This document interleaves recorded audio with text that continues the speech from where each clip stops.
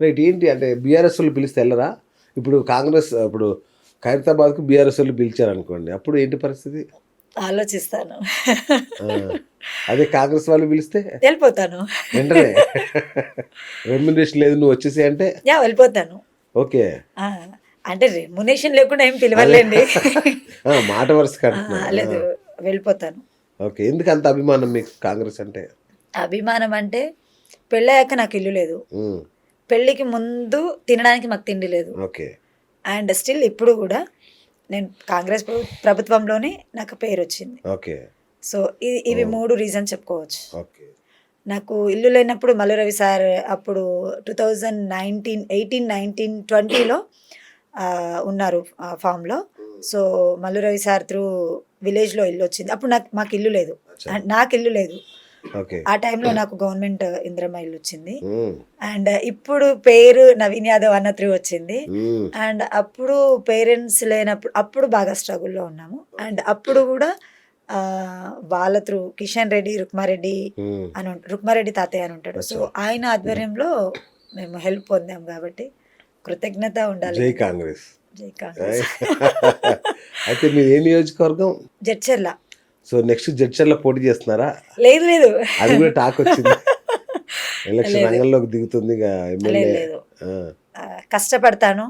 ఇలాగే ఒక కళాకారిణిగా నా నా స్ నా అవసరం ఎక్కడెక్కడైతే ఉంటదో అక్కడ ఖచ్చితంగా ఉంటాను గానీ, ఈ రాజకీయాల్లో ఇక్కడ నేను స్ట్రక్ అవ్వను. ఇంకా నేను సెటిల్ అవ్వాల్సింది, నేను క్లియర్ చేయాల్సింది చాలా ఉన్నాయి ఇంకా. ఓకే. సో, ఈ సందర్భంలో వేరే ఎలక్షన్లు కూడా ఇంకా 2, 3 సంవత్సరాలు ఉన్నాయి కదా! అయినా సరే క్లియర్ అయితే అని నమ్మకం లేదు నాకు. అవునా? ఆ! పిల్లలున్నారు. ఓకే. పిల్లల్ని సెటిల్ చేయాలి. హ్మ్. అండ్ నేను సెట్ అవ్వాలి ఫస్ట్. ఓకే. సో, ఇవి ఉన్నాయి గాబట్టి ఇంకేమనుకోవట్లేదు. ఓకే. సో, అంటే ఈ మధ్య ఫ్లాష్ న్యూస్ వస్తుంది. ఎలక్షన్‌లోకెళ్తుంది, పోటీ చేస్తుందంట శ్రీదేవి అని. లేదు. హ్మ్. పోటీ అలా ఏం చేయను. ఓకే. ఎందుకంటే ఉన్నాయి ఇంకా వేరేవి. సో, అది హ్మ్. అది కంప్లీట్ అవ్వాలి ఫస్ట్. ఓకే. ఇప్పుడు బీఆర్ఎస్ గవర్నమెంట్‌లో ఉన్నప్పుడు ఈ సాంస్కృతిక సారథి అని ఉండేది గదా! మీరు ఆ! కళాకారిణి గదా! మరి అవును. దానికి అప్లై చేయలేదా మీరు? చేశాము. ఆ! అప్లై చేశాము. చాలా సార్లు ధర్నాలలో అండ్ మీటింగ్స్‌లలో చాలా పాల్గొన్నాము. ఇంక విరక్తి వచ్చేసింది.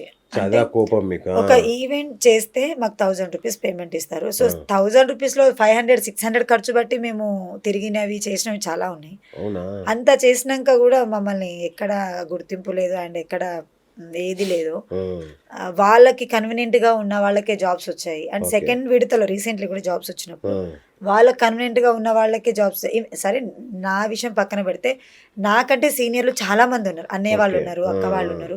స్టిల్ వాళ్ళు ఈ రోజుకి ఇబ్బంది పడుతున్నారు. ఈ రోజు ఈ కళని నమ్ముకొని తిరుగుతున్నారు. అండ్ రీసెంట్‌లీ మన నవీన్ అన్న గూడా మద్దతుగా వచ్చారు. ఒక 40 అచ్చా! మెంబర్స్ వచ్చారు. అవునా? ఆ! ఓకే. మాలలో ఉన్నా గూడా ఇక్కడికొచ్చారు. అన్నయ్యకి గూడా మద్దతిచ్చారు. సో, మరి ఇప్పుడు ఒకవేళ సీఎం గారిని కలిస్తే ఏం అడుగుతారు? కలిస్తే ఏంటి ఇప్పుడు కలవబోతున్నారు. యెస్. సో, ఏం అడుగుతారు? కష్టాల నుంచి గట్టెక్కమని అడుగుతాను. అండ్ నేను స్పెసిఫిక్ కోరిక ఏంటో చెప్తే మేము గూడా పోస్ట్ చేస్తాం సీఎం గారికి. స్పెసిఫిక్‌గా అంటూ ఏం లేదు. కళాకారులను ఆదుకుంటే చాలు. ఆ కళాకారులో నేను ఉంటాను గాబట్టి కంపల్సరీ ఆదుకుంటారని అనుకున్నాను. ఇప్పుడు అది చాలా టైం పడతది గదా! ఒక విల్లానో ఇట్లాంటివి ఏదో అడుగుతారుగా మామూలుగా. లేదంటే అడిగితే ఆ ఎవరైనా ఉద్యోగం. పెడతారు గదా! ఆ! అడగకుండా పెట్టేవాడే మా రేవంత్ అన్న అండ్ మా నవీన్ యాదవ్ అన్న. ఆయ్ సూపర్. ఆ! సో, ఆ! అలా ఎక్స్‌పెక్ట్ చేస్తున్నాను. అచ్చా! ఇప్పుడు ఇంతవరకు ఏం డిమాండ్‌లు ఎవరి ముందు పెట్టలే మీరు. లేదు, నవీన్ యాదవ్ గారి ముందు గాని, సీఎం గారికి, లేదు, ఆ టీమ్‌కి గాని ఎవరికేం చెప్పలా. లేదు. హ్మ్. ఓపెన్‌గా చెప్పాలంటే నేను ఇంత స్ట్రగుల్ పడుతున్న విషయం గూడా ఎవరికీ తెలీదు. ఓకే. అండ్ చాలా సంవత్సరాల నుంచి చేస్తున్న చాలామంది కార్యకర్తలతోని, చాలామంది వాళ్ళతోని మాటలు నడుస్తున్నాయి, మాట్లాడతారు, గుర్తుపడతారు గూడా అంతా ఉంది గానీ, శ్రీదేవి అంటే ఎప్పుడు నవ్వుతూ ఉంటది, డాన్స్ అవును. చేస్తూ ఉంటది. ఏదునా ఆమెకి అలసట లేకుండా ఉంటది అనేదే తెలుసు. హ్మ్. కానీ ఇవన్నీ అనేది తెలీదు. సో, ఏంటి ఇంకా మరి మీ ఫ్యూచర్ ప్లాన్ ఏంటి? ఫ్యూచర్ ప్లాన్ అంటే నేను బాగా స్ట్రగుల్ అయ్యాను. హ్మ్. సో సో, ఇప్పుడు 60,00,000 తీరాలి. అప్పు తీరాలి. ఆ! ఫస్ట్ అది అయిపోవాలి. తర్వాత మనం అనుకున్నట్టుగా పాప, బాబు సెటిల్ జేయాలి. సెటిల్ చేయాలి. పెద్దగా ఏమీ వద్దు. ఆ! విలేజ్‌లో ఒక ఇల్లుంది. ఓకే. సో, పిల్లలిద్దరు సెట్ అయితే హాయిగా ఆ విలేజ్‌కెళ్ళిపోయి నేనెక్కడైతే నా అవసరం ఉంటది అని కాలొస్తదో ఆ! అది ఎక్కడైనా ఉండనివ్వండి. ఆంధ్ర ఉండనివ్వండి, తెలంగాణ ఉండనివ్వండి, హ్మ్. ఎక్కడైనా ఉండనివ్వండి.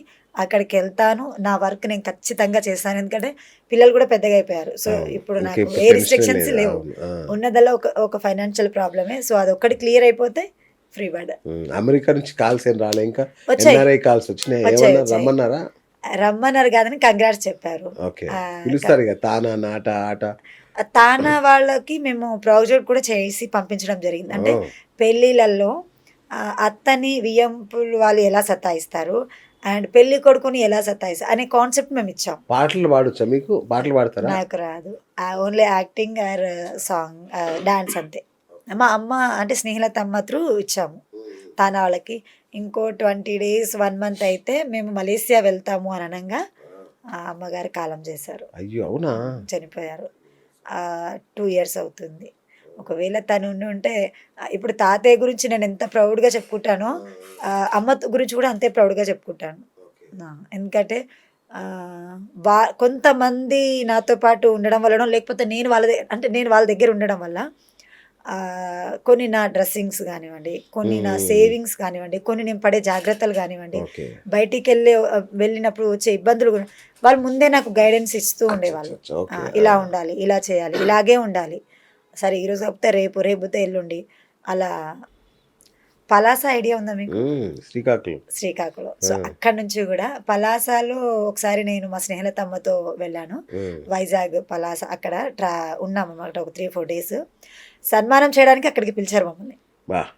కేవలం స్నేహలతమ్మ దగ్గర ఉంటాము అనేసి అమ్మ అండ్ నేను ఇద్దరము 2 డేస్ జర్నీ పట్టింది మాకు. 2 to 4, 5 డేస్ అయింది మొత్తము. సో పలాస వెళ్ళేసి అక్కడ సన్మానం చేయించుకొని రావడం జరిగింది. సూపర్. సూపర్. సో ఇంకా మీ తీరని కోరిక ఏమన్నా ఉందా? అంటే ఇది చేయాలి నా డ్రీమ్, అంటే సినిమాల్లో డ్రీమ్ రోల్ గానీ అట్లాంటిది ఏమన్నా ఉందా?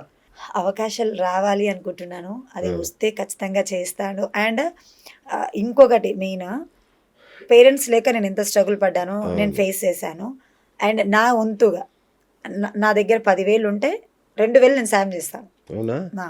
అది అనాథ శరణాలయం కావచ్చు, 20% 20% దాన ధర్మాలకి. దాన ధర్మాలు, అనాథ శరణాలయం కానీ అండ్ కొన్ని చిల్డ్రన్స్ వాళ్ళకి కానివ్వండి అండ్ ఫుడ్ కానివ్వండి. అండ్ రీసెంట్లీ మా ఫ్రెండ్ సర్కిల్లో కొంతమంది చనిపోవడం జరిగింది. సో వాళ్ళకి కానివ్వండి అచ్చా! ఖచ్చితంగా నేను చేస్తాను. మీరు అన్నట్టు నిజంగానే ఆ ₹1,00,00,000 నాకు వచ్చి వస్తే ఆ విల్లా వస్తే రాజకీయ నాయకుల లక్షణాలు కూడా వచ్చేసినాయి మీకు. ఆ ₹1,00,00,000 వచ్చి ఆ విల్లా వస్తే ఇల్లు హాయిగా నేను చూసుకొని ఆ ₹1,00,00,000 నుంచి ఖచ్చితంగా వాళ్ళ కోసం ఏదో ఒకటి గట్టిగా చేస్తాను. ఓకే. ఇప్పటికీ చేస్తున్నాను. కానీ ఇప్పుడు చేసేది ఉడత భక్తి సాయం అంటారు కదా. సో అది అదేలేండి. వస్తే ఏదైనా స్ట్రాంగ్గా చేస్తాను. కరోనా లాంటి టైంలోనే చేశాను. ఓకే. నేను సాయం పొందాను, వాళ్ళకి సాయం చేశాను. అండ్ ఈ టైంలో నాకు ఏదన్నా మంచి ఆఫర్ వస్తే ఖచ్చితంగా. సూపర్ అండి, సూపర్. తప్పకుండా వస్తుంది. మీ మంచి మనసుకి, ముఖ్యంగా మీ నవ్వుకి తప్పకుండా ఆఫర్స్ వస్తాయి. తప్పకుండా మీరు సక్సెస్ అవుతారు లైఫ్లో. మళ్ళీ పెద్ద సెలబ్రిటీగా మళ్ళీ ఒక ఇంటర్వ్యూ చేద్దాం మనం మిమ్మల్ని. ఖచ్చితంగా. ఎమ్మెల్యేగా చేసిన ఆశ్చర్యం లేదు. చూద్దాం మీ లైఫ్ ఎలా ఉంటుంది, ఎట్లా ఉండదు అనేది. ఓకేనా? థ్యాంక్ యూ అండి. All the best. చూసారు కదా, ఇది మెగాస్టార్ శ్రీదేవి గారితో ఇవాళ మన బిఎస్ టాక్ షో. నేను మీ బిఎస్ సైనింగ్ ఆఫ్.